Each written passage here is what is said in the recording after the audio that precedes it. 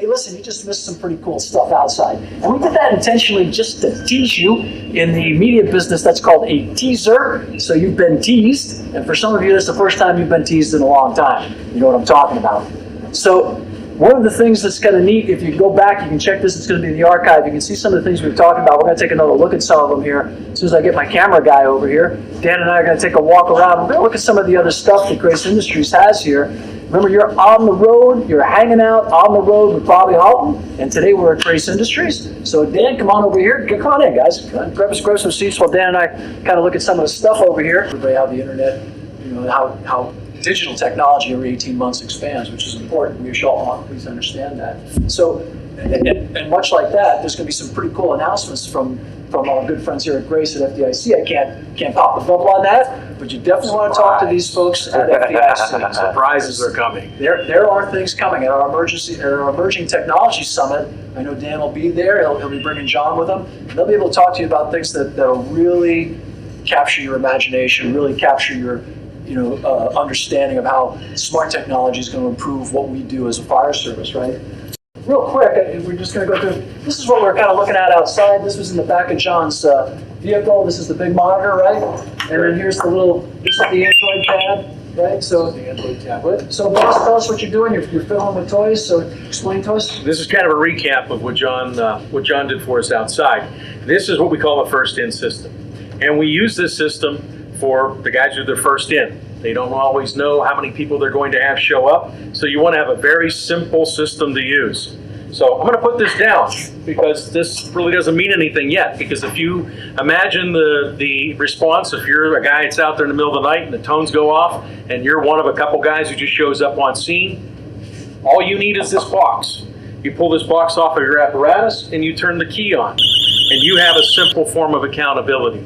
What happens is if somebody goes into alarm, and we heard outside how loud the alarm is, I'm not going to do it inside, but that alarm will go off in here when somebody goes into alarm. They're either going to go into emotion alarm or they can hit their panic button and they can go into an alarm.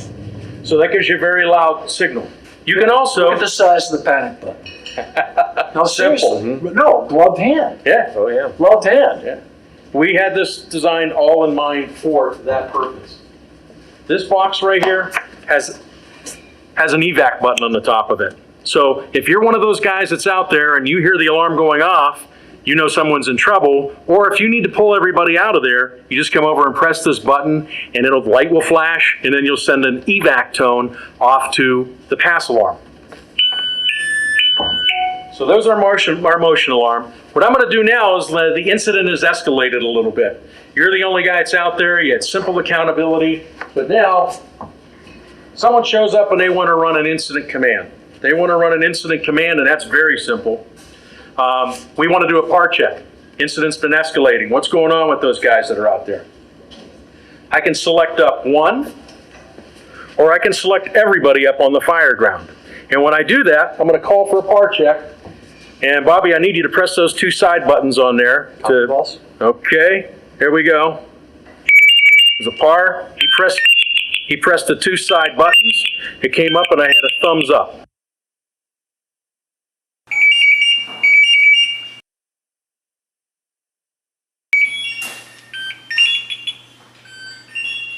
You have to stop all of your radio traffic, all of your operations stop. You don't have to do that now.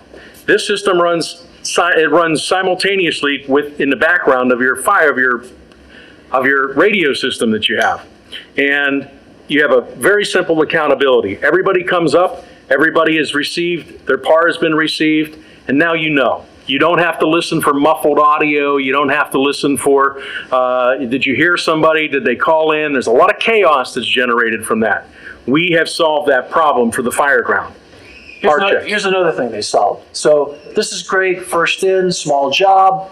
Okay, I'm a Metro dude, right? Cut my teeth in the Metro, Albuquerque, New Mexico.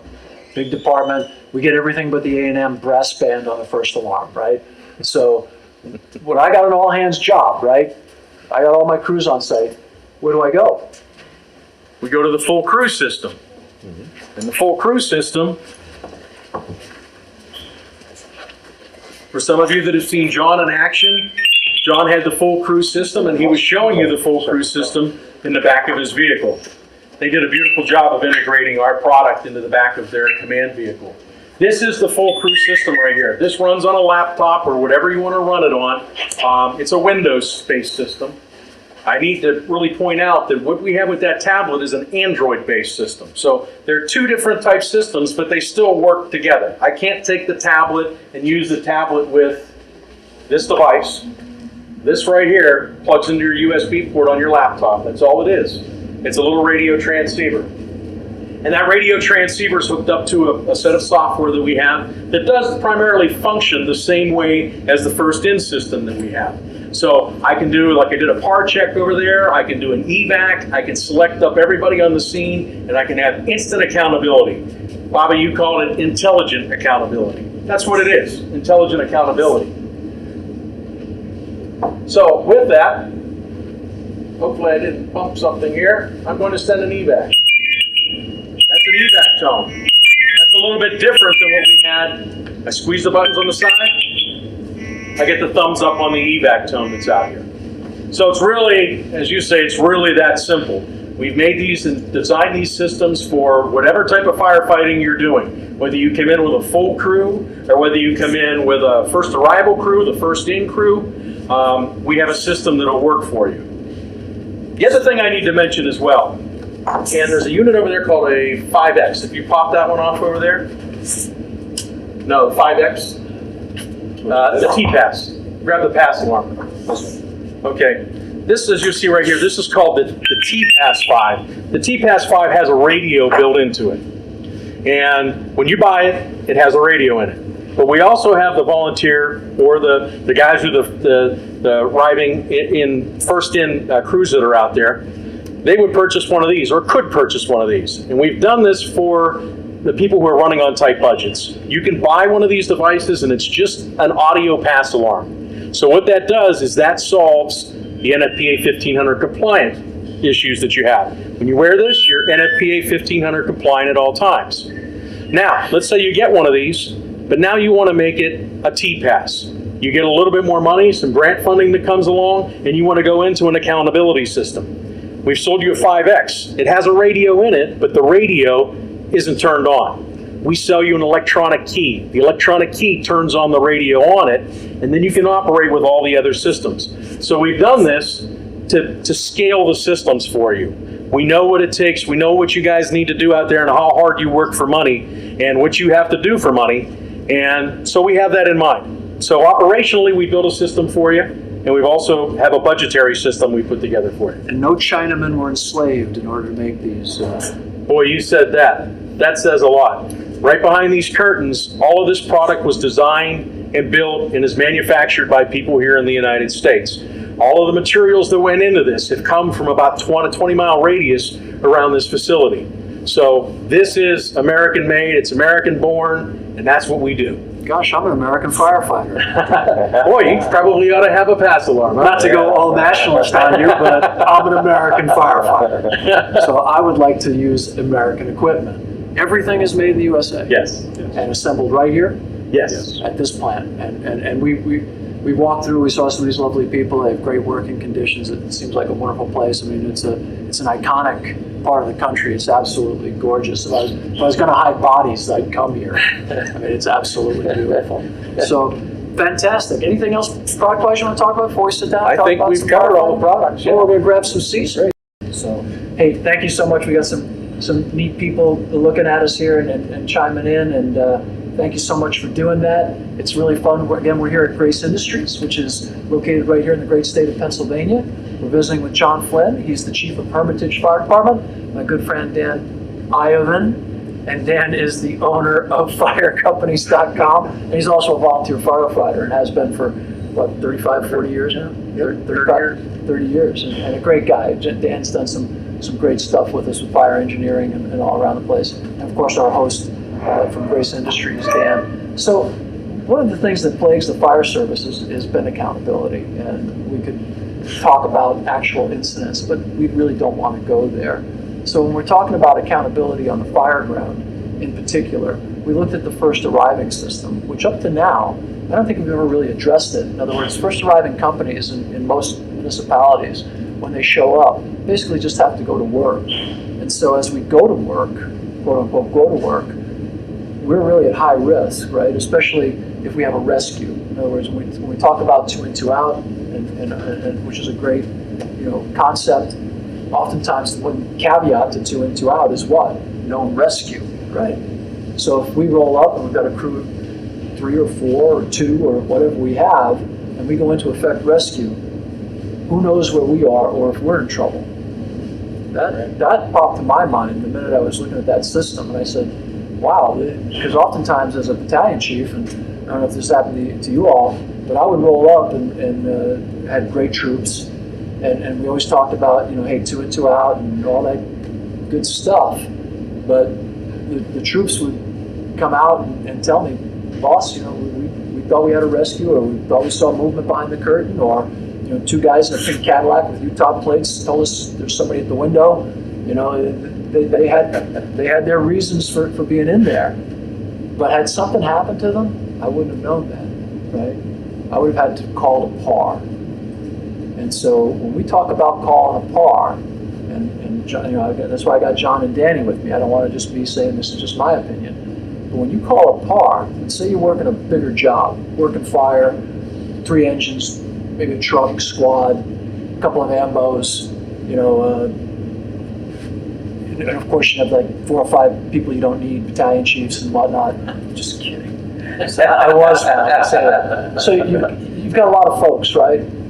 So if you call a PAR and say you've got 10, 12, 15 companies, how long does that take, first of all? Long time. Yeah. Very long time. Engine 2, we're PAR. Engine 3, we're PAR. Engine 4, right? So if you've got 20 companies, there goes a good minute and a half just giving the PAR, right? The other problem with it is you're trying to watch that with your pad and pencil or whatever, or your aide is trying to watch it. If you're lucky and fortunate enough to have an aide, which is rare, right? They're trying to watch that accountability go down. Meanwhile, other people are trying to say, hey boss, we need, a fan to the door, we need a hose line to the 2nd floor, or whatever else we need on the fire ground. That's not getting across while I'm doing that PAR. And some of that stuff is, if somebody needs another line somewhere, that's a little more important than the PAR at that moment, juncture in time, right? So then they have to jump in. So I'm engine 3, you jump in asking for a line, I never know you didn't hear me. At the end of the PAR, he's going apoplectic, 3 never reported in, I didn't hear him, you didn't hear him, how come you didn't answer the PAR? Now I'm 3 and I'm going back to work, firing back up the saws or whatever. That's most of our systems. Another important thing too is But this system doesn't rely on that, right? In other words, if I with this system, right. We heavily rely on mutual aid companies, and now I can also keep track of mutual aid companies when they have this pass device on, because they'll pop up. We put them in our system. They're on our system. So we can also keep accountability of other departments coming in to help us. and when you call a PAR, all I got to do now, So, and everybody can do it at the same time. So now if 3 doesn't show up, it's simply, hey, 3, we called a PAR. Copy that, boss. Sorry, I had the saws on. But even that noise, that's going to pop off, right? So that sound's going to go, besides the boss, in your ears, right? right. Right, because oftentimes we'll put our lapel mics up here to hear or whatnot. Not everybody's got a bud in their ears. Lots of us are trying to work off that lapel mic, and you all know once you got 2 engines operating, you got the truck outside, you got Big Dan Teague here taking the windows and walls out, right, and selling Bibles. So I don't know how many people got that one. So, but that's an important part of the fire ground. Accountability is one of the fundamental keys to safety. So we've been talking about the fire ground ad nauseum. Did I miss anything? Here's the PAR. I already did it. We'll do it again. Because this is important stuff. Well,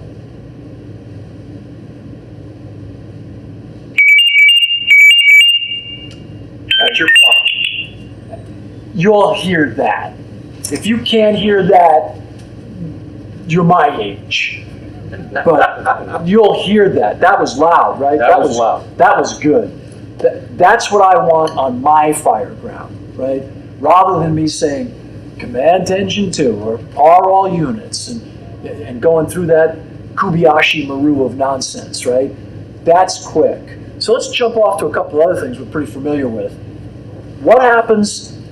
You're wearing your air pack, you're on air, you've got an integrated pass device. You're golden. What happens 90% of the time when we're on the job? Are we wearing our air packs? No. Can we get killed? Yeah. Even we were just talking earlier, we were looking at the lights, which are fantastic, right? But if say we have a firefighter, we say, hey, and Jenny, we tell Jenny, go out and set cones. Jenny says, copy that, boss, I'm on it, right? She's got her light on, she's going, she's good. But Jenny falls, there's an uneven pavement or whatever, trips and falls, and is knocked out or whatever, or her radio flies loose and she's got her foot stuck in a grate. It's a big one. What happens now? Without a backup pass device, she's not on air. She can't tell anybody, hey, I'm stuck or I'm hurt or I need help, right? Those people outside the flames are just at as much risk in a lot of cases. 90%, 95, and in some places 98% of what we do is outside the flames. And nowadays, you can be responding to an EMS call, and we all do it. Colostomy's overflowing. We go racing out the door to handle a situation, hopefully have someone else handle the situation. But we go flying out the door, and that's not what it is. We get inside, and it's a man or a woman with a gun, or it's a home business, Crackway, Pot R Us, whatever your local neighborhood is doing to raise funds for orphan children. So now you're in a real tight situation, right? Not with this. You can push a distress call. Boom, you're okay. Or you can call a par, and that firefighter doesn't have to touch his machine. His device starts going off. He can just say, let me push this button and turn it off. It just means I'm not moving. He doesn't know you're letting the boss know you're in distress. So there could be a big safety device for some of the calls that we go on very routinely that are incredibly dangerous. Intrinsically safe? Intrinsically safe. Absolutely. And Bobby, when we talked originally, you had come up with some things I never even thought of. Mass events, stadiums with people all around a stadium. There's not a flame that's out there, but with a pass alarm system, someone gets into trouble, they press the button, and you know that you're going to have they're going to be able to be identified. Every fire department in America gets called upon to handle football games, all kinds of events at schools, all kinds of events at public safety demonstrations and whatnot, or during the campaign. You had Mr. Trump, Mrs. Clinton coming into town. That's a big deal. None of your folks are on air, but those can be highly volatile situations. You can have civil unrest. The firefighters were in uniforms. Oftentimes we look a lot like police officers, and folks can mistake us, and a lot of times they don't care that we're not police officers.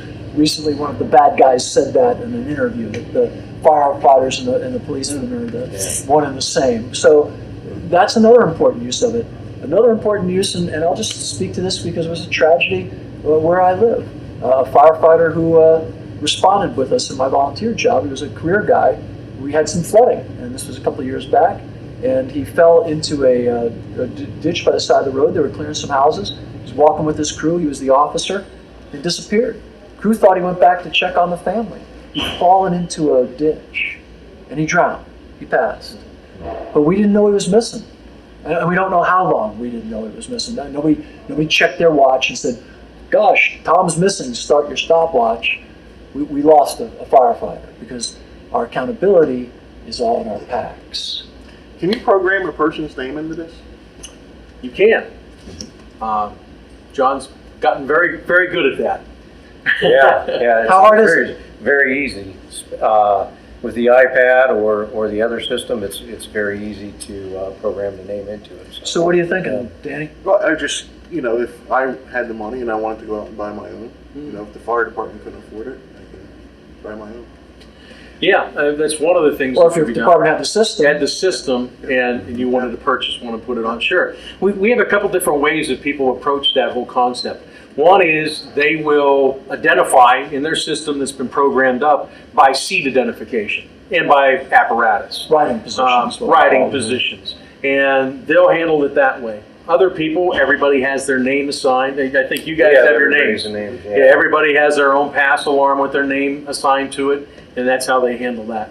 And if I'm at Green Ridge and I have one, and we go on the Marcus Hook, and they have your system, so my name will pop up on. Yep. Okay. That's really sweet. So there are multiple organizations could then have this system and cover 4 or 5 different departments. And we found with having the system too that guys are more apt to activate these because they know they're being watched by the incident command. They know that, if they get into trouble, we'll get the alarm quickly. Where, some of the older style stuff, we'd always have to remind the guys to activate their pass devices before they went in. These, they're taking them right off before they even get off the truck, and they know that they're being watched. So. And you bring up another good point. With other departments, mutual aid, we have one user that has, they're multiple agencies, and we've got about 1,400 units that have one big giant database where people are all on a system. Yeah. So anybody who rolls in, if somebody rolls in from another department somewhere, that's a type of system, that's the type of stuff that we manage with our in-command full crew system. Yeah. Man, it's a game changer, and as we're sitting here, the things that are flying through my head are like all the different ways I'd like to use this and the different applicability of it.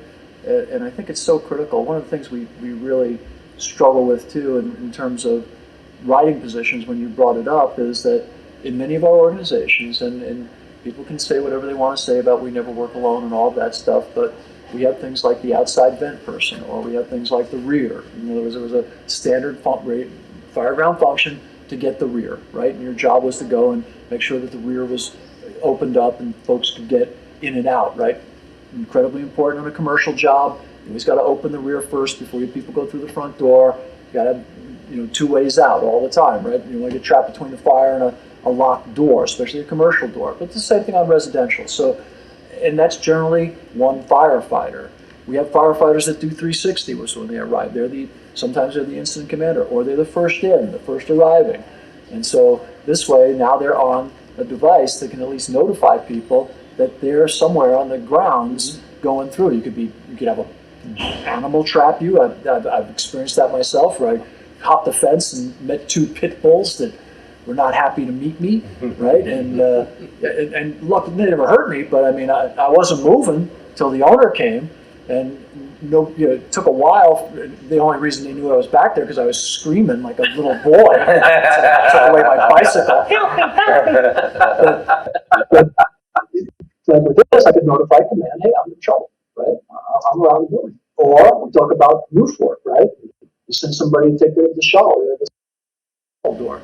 That's a one-person job. You're not going to send 2 people to do that. You're going to send 1 person. So, and that's important work. Even the IC. I mean, we talk a lot about stationary command, but there's a lot of places where there's mobile IC. The incident commander should be on the system. You can get jacked up too. What type of battery does it use? It uses 3 AA batteries, and it'll run about 40 hours. If you just turn that thing on and let it run, it'll run 40 hours. If you put it into alarm, it'll run 4 to 6 hours in alarm, and it'll go for a long time. Somebody gets stuck somewhere and you're looking for them, that alarm's going to go for 4 to 6 hours, as well as it's already transmitted. If you're using one of the first in or the in command systems, it'll be transmitting that alarm, and you'll be able to see them as well. Does it offer like a low energy alarm, or so to change out the batteries? Yes. Excellent question. Yeah, when the battery gets down, and I believe it has 1 hour left of runtime on it, if it has 1 hour left of runtime on it, it'll start giving you a low battery indicator and change your batteries. Great stuff. So, real quick again, three tiers, so to speak. Entry-level tier, first in, pretty straightforward accountability system, and an Android tablet. Right. Pretty straightforward stuff. And then depending on how many passes you want to issue, you can do it by riding position, or you could do it by individual member, Individuals, sure. which is pretty cool. I like the individual member because we do a ton of mutual aid, which would be really important, especially in a volunteer job. Very rarely do we roll in a riding position. You know, the paid guys bring the rig, and the rest of us show up and go to work, right? So my career job was radically different, but that's just how it rolls, right? Which isn't good or bad or right or wrong. It's just what it is. We remember that Grace is talking to real firefighters, and we deal with real problems in real time with real issues and real consequences. So this isn't pie in the sky, theoretical. You know, gosh, you could do this. No, you can do this today, and accountability matters. And we were talking about the big events, and we were talking about EMS calls. You know, we often overlook the fact that the wildland firefighter is in the IDLH. None of them have a pass device. Zero.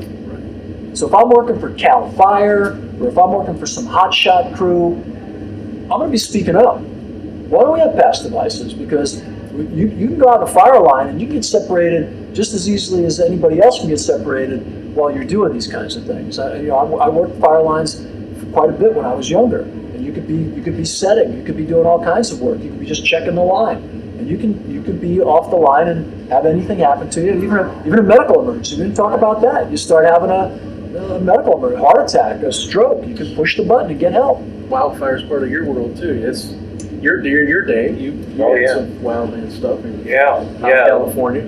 Right. Yeah, this would have been perfect. You're in uneven terrain, as most of the guys know, and if we had a few guys get broken ankles, maybe broken legs, and if we happened to not be there with them, we wouldn't have been able to help them. But here they could have set this off, and the incident command could have known right away. I love it. Yeah, it's great. This is an neat awesome deal. product. When we first started talking about accountability, it was all focused on the IDLH, right? And God bless us, that's the most dangerous stuff we do, and highly appropriate that we did. But we used to say that you're really not together unless you can touch one another, feel one another in that arena, right? Because it's so dynamic and so disorienting. And today we talked about a couple of things that are going to make that arena a lot safer. High intensity lighting, that LED lighting is really amazing stuff, right? Yeah. Combine that with some of your reflective stuff that's out there today, and you've got a home run. Now devices that, if you get separated off and you're disoriented, you hit your alarm.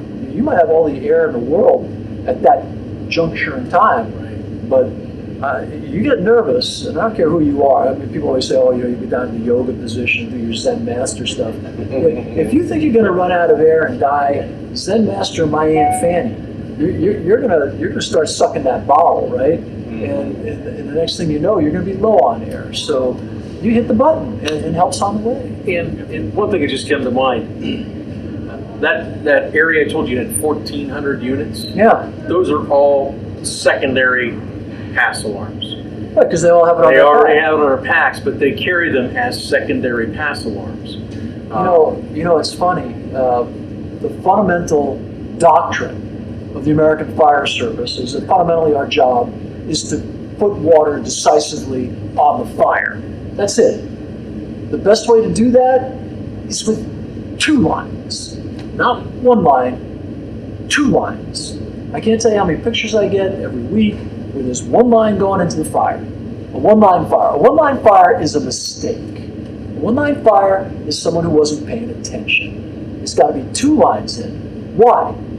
Because the first line can go bad.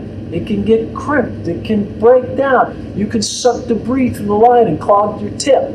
All kinds of things can happen. You can lose water. The backup line, that's your lifesaver. Why are you carrying 1 pass? If you're going into a fire and you've got 1 pass, you've got 1 lifeline,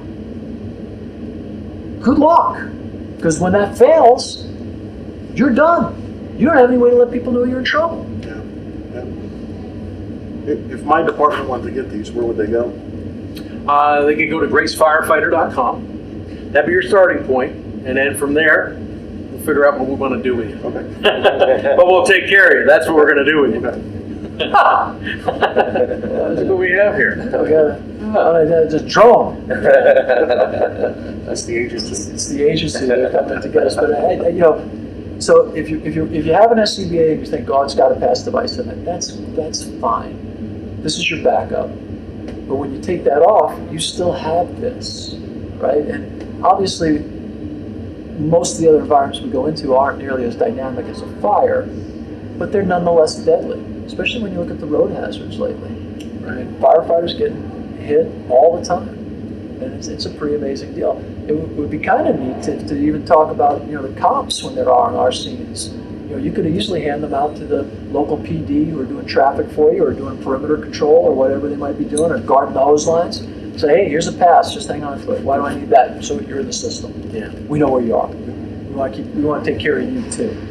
We also have something that will address that particular application itself. We haven't discussed it today, but we do have something that we're going to be to address that particular application for your public safety people, or your law enforcement, for EMS. We have a device that takes care of it. Are you going to be calling it the wannabe alarm?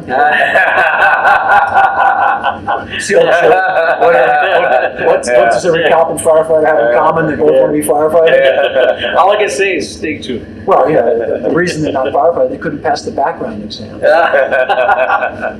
Quick question, what's the range on this? Because if Pennsylvania, we have a lot of fire police, and if they gave them to the fire police, they're usually pretty far away. We went through extensive testing on this because we want to be pretty accurate on how this will perform. And we've done a lot of testing over water because we figure that's our purest test that we can run.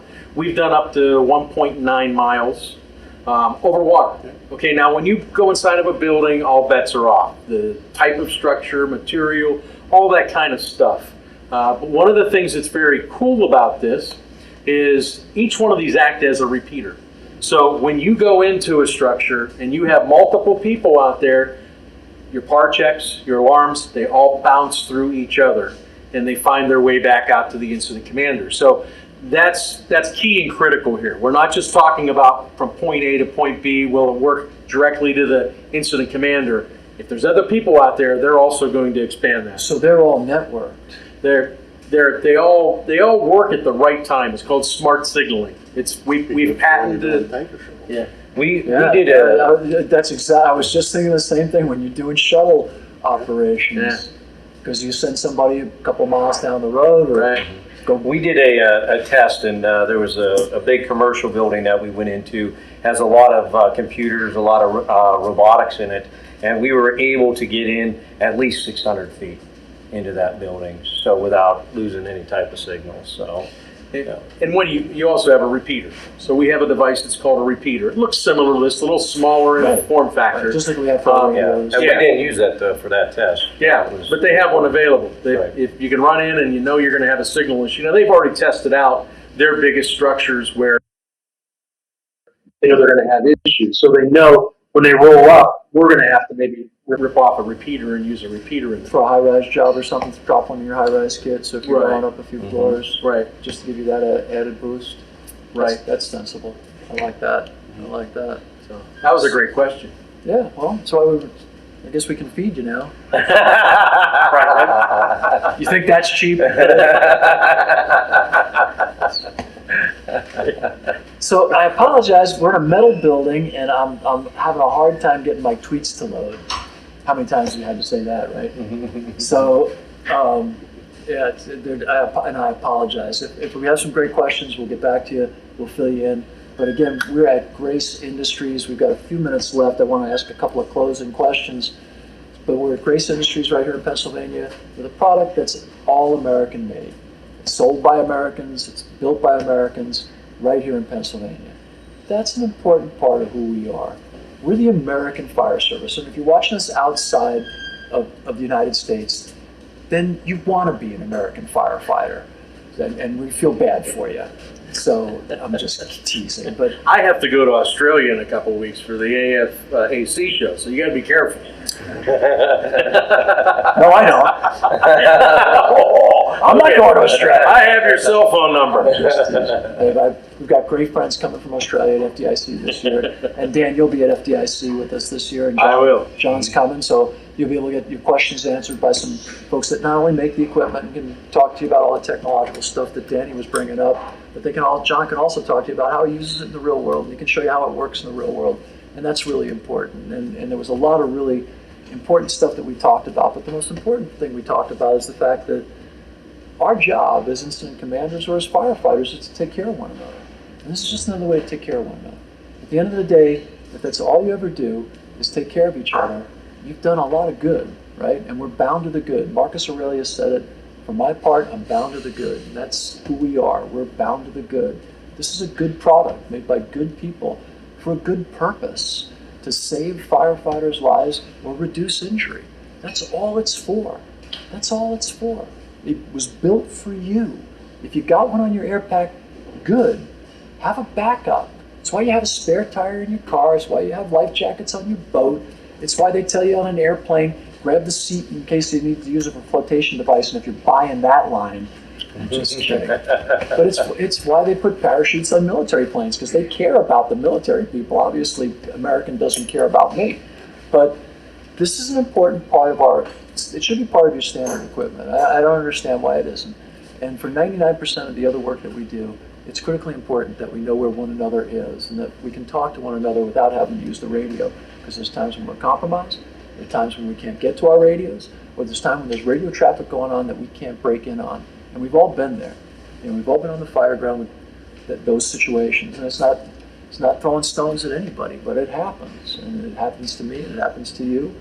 And I love the fact that it's almost a modular system, right? You can start with the first arriving, move up. You can take the basic unit, and when things get a little bit better for your organization or whatever, you can get the radio enhancement. Right. And then if you're right now and you're flush with cash and you're looking to do the right thing, and a lot of you are. I mean, seriously, the country's doing well. Your revenues are coming up in most of our cities and communities. Be thinking about doing this. If your current accountability system isn't everything you want, well, here's one that's everything you want and then some. And it's great when we talk about budgets and money and things of that sort. This is being funded by AFG. The pass alarms are PPE. They're no different than your boots, hats, and gloves. So it's something that people are getting funding for these systems out there. Yeah, this is, if I saw a grant request like this come across my desk, that's a lot, that would catch my attention. This is about surviving the event. And the grant window is coming soon. Yeah, I think it's here. Yeah, it's quick. It's going to be coming up real quick, I think. So again, Dan Iovin. Selling Bibles. I'm just that's from, oh brother, where are you now? I tease him. I call him Big Dan Teague. Any final thoughts, boss? Partner? No. Got everything I want. Oh, good. Yeah. Answer all Dan's questions. Johnny, anything you want to throw in? Nope, it's a great product. I think everyone should have one for sure. And thank you to the Hermitage Fire Department for allowing us to borrow the chief for the afternoon. This is really a lovely part of the country. A great guy, runs a great organization, and really just a stand-up guy. And he will be at FDIC. He's going to be taking the conference in, but I know that he'll probably be visiting with Dan if he has enough time in his schedule to. So get to know him, get to meet him. This is a stand-up guy and a guy you'd want to get to know. So, and Dan, thank you so much for having us. Any closing thoughts you want to share before we close it out? Just thank you so much. This is it's very important, the things you're bringing up, and really we love having you here because this is something we've been communicating to the fire service for about a year and a half now with our new NFPA compliant pass. And to have individuals like yourselves here, you've used it, you're supporting it, you realize the value of it. It's very, very important for us. I can just sit here and talk about how great it is, but it's these gentlemen here that really bring it to life. So I thank you. Thank you very much. Again, I'd like to say thanks. Is it gracefire.com or just grace.com? Gracefirefighter.com. Gracefirefighter.com. Gracefirefighter.com. If you want to check out their products or order some units for your department or get a demo, they'll send a dealer by and show you just how simple this system really is and how important this system really is. Again, we want to thank our friends at Grace, huge supporters of fire engineering, fire rescue, fire apparatus emergency equipment, and FDIC. They're great friends of ours. We want to thank all our friends at Google for letting us use their platform, our friends on Facebook. Thank you for joining us. We had a great time. My good buddies Dan and John. It's always good to hang out with your fellow firefighters. Hey, listen, if there's anything we can do for you down the road, FDIC is coming up. We'd love to have you there. The Honeywell Scholarship is still going. So if you want to get a scholarship or nominate somebody for a scholarship, go to FDIC, go to that Honeywell Scholarship link, nominate a deserving firefighter to go to FDIC. And they're including the hot package this year. There you go. So you'll get to play with a Grace Pass device. If you come to the hot program, you'll get to mess around with the Grace Pass device and see how it works in the real world. Again, I'm Bobby Halton. We're here at Grace Industries. That's gracefirefighter.com, gracefirefighter.com. And now I'm going to blot out the sun. Hey, thank you for being with us. It was a pleasure spending time with you. We hope you picked up some useful information. These are good people who build an American product. Thanks for tuning in, and we'll see you next time. Bobby Halton on the road with Grace Industries.